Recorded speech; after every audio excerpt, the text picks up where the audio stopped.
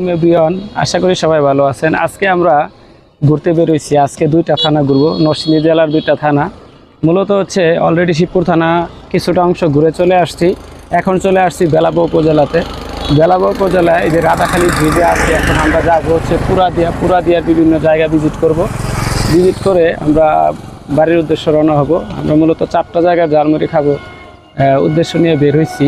মূলত একটা জায়গায় ঝালমুড়ি খেয়েছি, মানে মূল 3টা জায়গার উদ্দেশ্য ছিল। একটা জায়গায় যেটা উদ্দেশ্য ছিল না সেটা খেয়ে ফেলেছি, আর বাকি 3 জায়গার ঝালমুড়ি খেয়ে আমরা ইনশাল্লাহ বাসায় ফিরবো। তো আসলে ঘুরতে ভালো লাগার যে মুহূর্তটা মানে সবারই আছে, কিন্তু সময়ের অভাবে কেউ ঘুরতে পারে না।